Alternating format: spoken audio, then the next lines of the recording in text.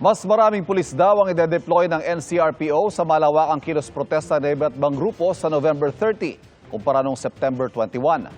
Wala mang namamonitor na security threat, hindi raw inaalis sa pulisya ang posibilidad na may sumubok na manggulo. At nakatutok si Von Aquino. Simula November 28, naka-full alert ang National Capital Region Police Office para sa malawakang kilos protesta ng iba't ibang grupo sa Bonifacio Day sa November 30.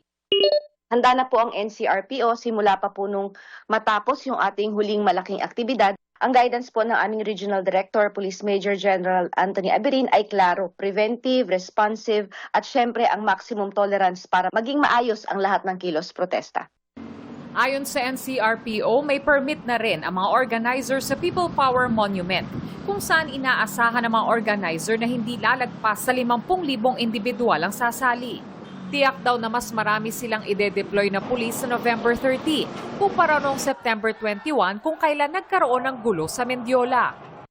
Meron tayong CDM contingents, meron tayong negotiating team, meron tayong monitoring team, meron tayong lalo yung arresting team. So bumuo tayo ng separate na arresting team para dito sa ating mga magaganap na mga pagtitipon. Para maiwasan din ito, meron tayong mga CCTV na mga in-install para mas real-time yung monitoring po namin at agad-agad yung aming magiging responde.